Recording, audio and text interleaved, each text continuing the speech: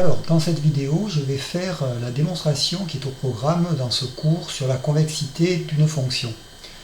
On va démontrer que si f seconde, la dérivée seconde de la fonction f est positive sur l'intervalle i, alors la courbe de la fonction f, c de f, est au-dessus de chacune de ses tangentes.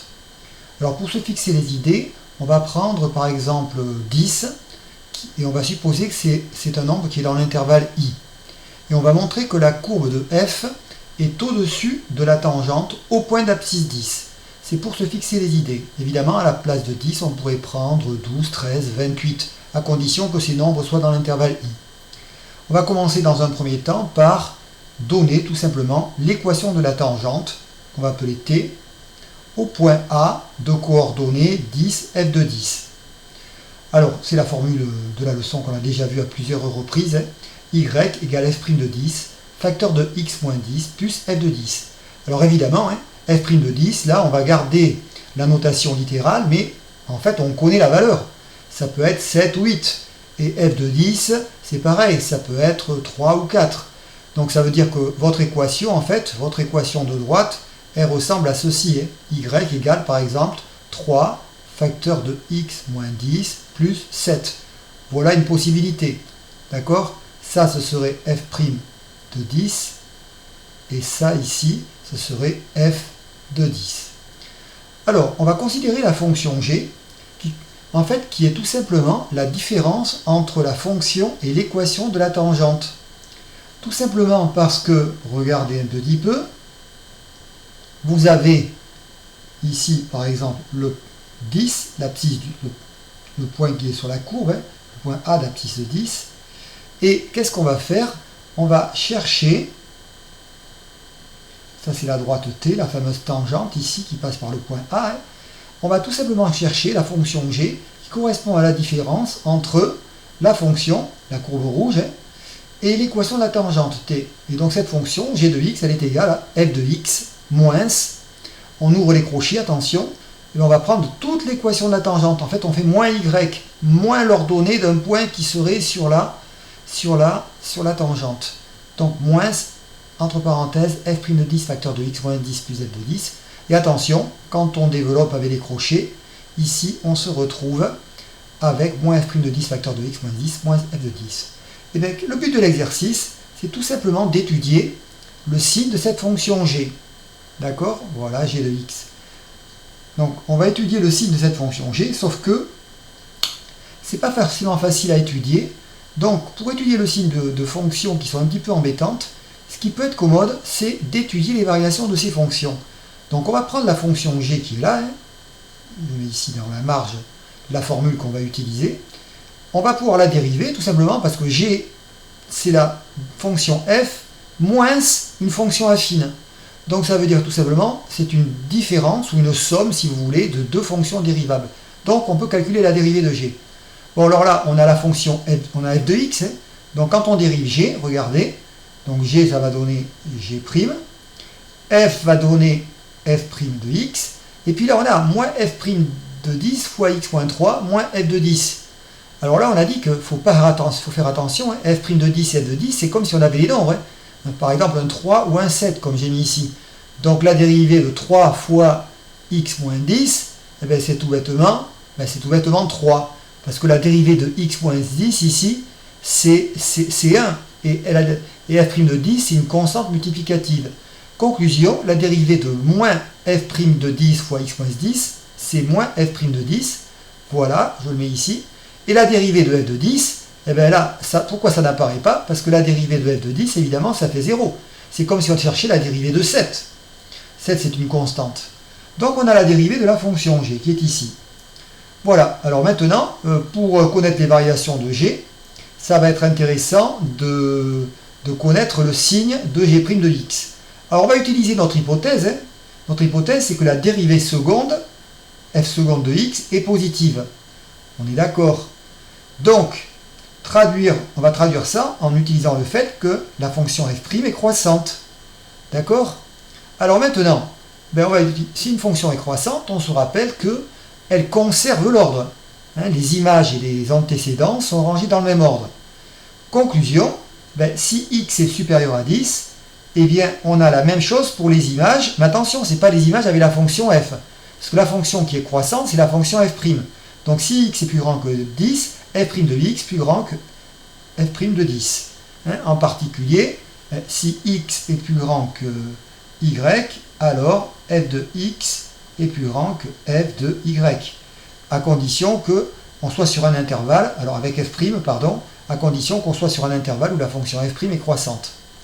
Donc f' de x est supérieur ou égal à f' de 10. Voilà.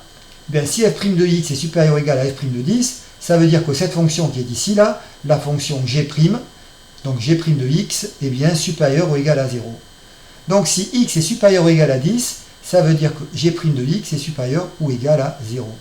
Maintenant, dans le cas contraire, si x est inférieur ou égal à 0, la fonction f' est toujours croissante, hein, donc elle est croissante, et on en déduit que f' de x est inférieur ou égal à f' de 10.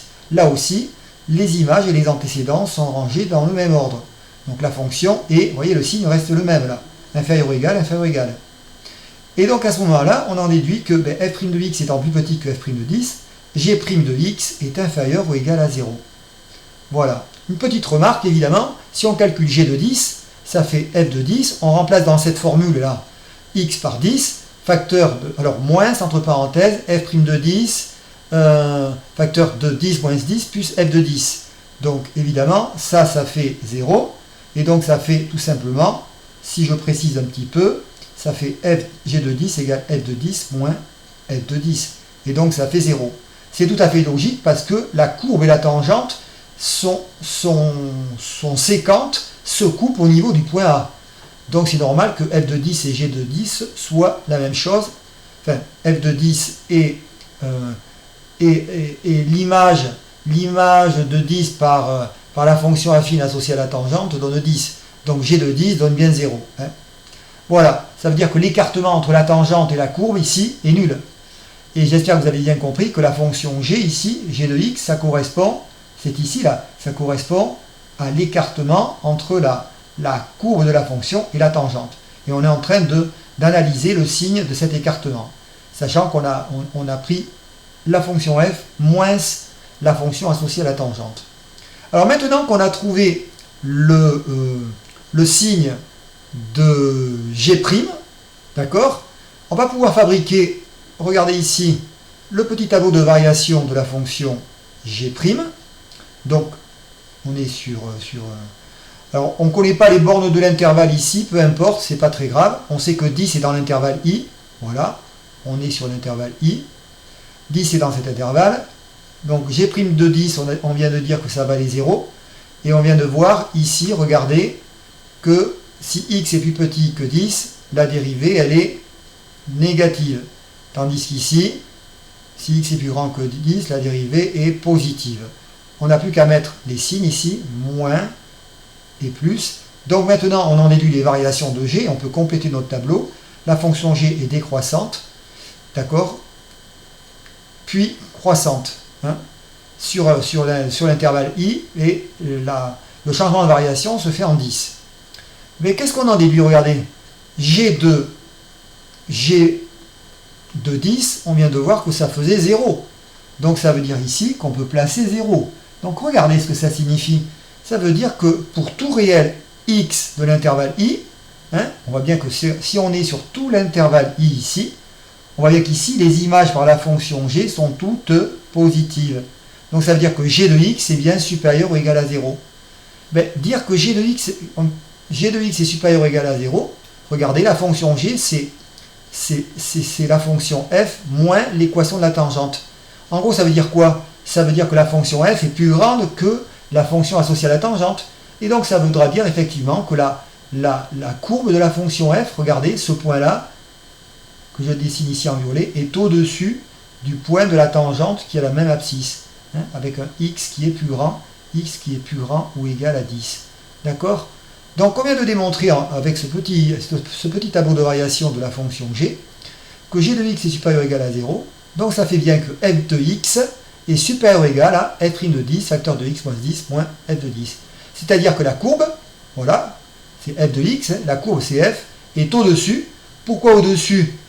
au-dessus parce qu'on a ici supérieur ou égal. Hein. Si ça avait été inférieur ou égal, ça serait en dessous. Hein. Ça aurait été le cas d'une fonction concave. Bon, ce qui pourrait être pas mal aussi, c'est de se faire la démonstration dans le cas d'une fonction concave, pour voir ce qui change. Là, ça peut faire un bon exercice d'entraînement, en utilisant le modèle que l'on a dans la leçon, évidemment. Hein. Donc C de F est au-dessus de quoi? De la tangente. Pourquoi? Parce qu'ici, de ce côté, regardez, je souligne en vert, vous avez, c'est l'équation de la tangente, mais c'est y égale ceci. Mais c'est la fonction affine qui est associée à la tangente. Donc, la courbe de la fonction est au-dessus de la tangente. La tangente, évidemment, au point d'abscisse 10. Et comme on peut remplacer 10 par un autre nombre que 10, par exemple 10,5, 11, ça veut dire que ça marche pour tous les nombres qui appartiennent à l'intervalle i. Voilà, et cela termine la démonstration du cours, démonstration qui est au programme, qui est importante. On vient de démontrer que si la dérivée seconde de la fonction est positive sur l'intervalle i, ça veut dire que la fonction g', on a dit, que la fonction f', elle était strictement croissante. Eh bien, ça entraîne que la fonction f, elle est convexe sur l'intervalle i. Donc il a fallu passer par cette fonction intermédiaire g. Voilà, ça c'est assez standard. On a étudié en fait la position entre deux courbes. Là c'était entre une courbe et une droite. Mais cette technique elle marche aussi si on a deux courbes. Voilà, je m'arrête là.